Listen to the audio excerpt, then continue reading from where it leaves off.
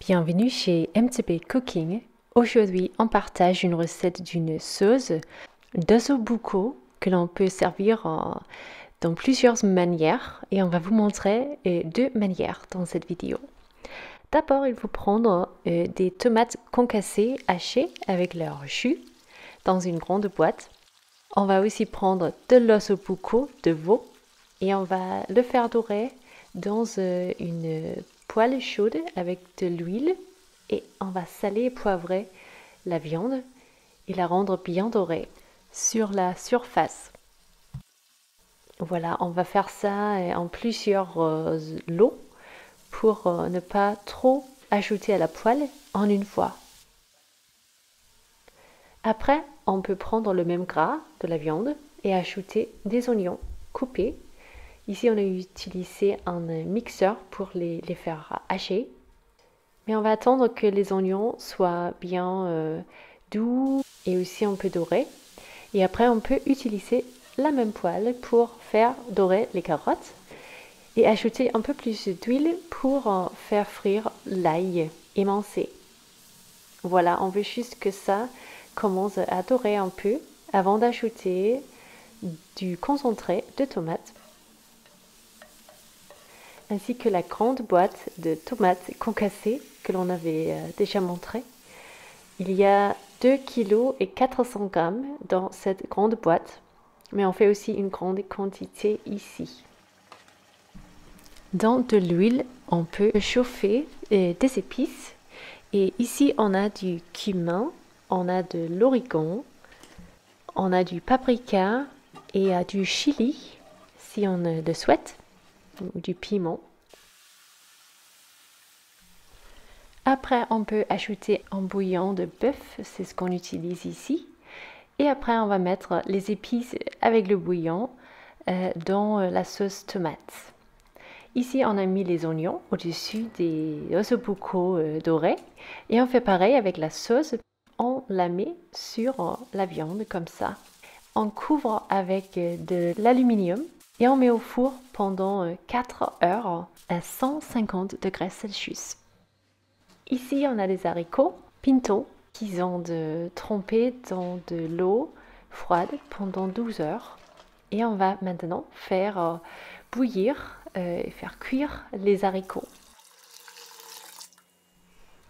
Et ça, on fait pendant environ 1 heure, mais c'est très important que vous vérifiez que les haricots sont bien cuits parce qu'on ne veut pas qu'elles soient demi-cuits. C'est très important qu'elles sont complètement cuits après le temps que ça prend. Voilà, ici c'est après les 4 heures au four et on a le plat avec la viande et la sauce. Maintenant, on va ajouter la sauce tomate aux haricots dans la grande casserole.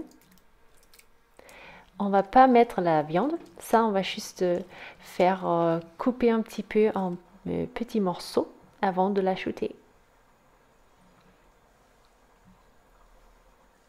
Comme vous pouvez voir ici, la viande est vraiment très tendre. On peut facilement avec 2 fourchettes le faire écraser ou effilocher en fait. Ça se fait très facilement. Et on va ajouter la viande à la sauce pour avoir un mélange de sauce, de viande et des haricots. On va aussi ajouter la moelle et on va vous montrer ça maintenant.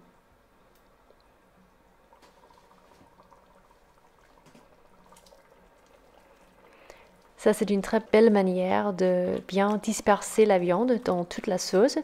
C'est de la couper en petits morceaux. Ici, on met la moelle qui donne vraiment quelque chose de très particulier à la sauce. Mais si vous ne l'aimez pas, c'est possible de l'éviter, bien sûr. Voilà, une belle sauce que l'on peut manger dans plusieurs manières.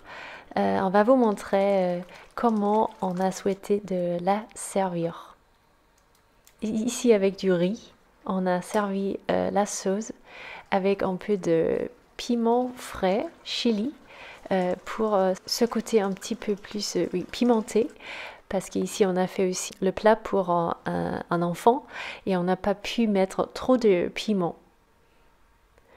Voilà, c'était une très bonne manière de manger cette sauce délicieuse, comme c'est possible de voir aussi dans la vidéo.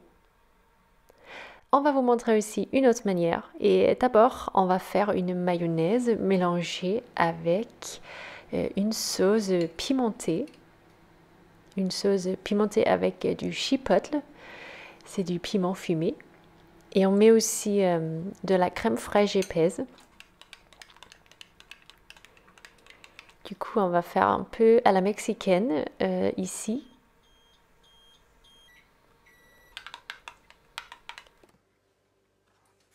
On va servir encore une fois la belle sauce dans un pancake tortilla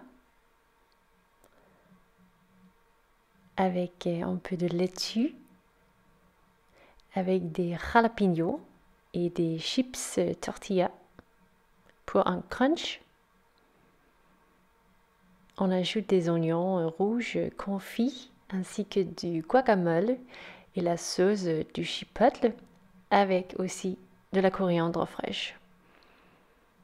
Il faut plier un peu comme au restaurant chipotle, comme vous voyez, et il faut se régaler avec cette tortilla vraiment et la sauce dedans, mais dans une autre manière. Merci d'avoir regardé MTP Cooking avec nous.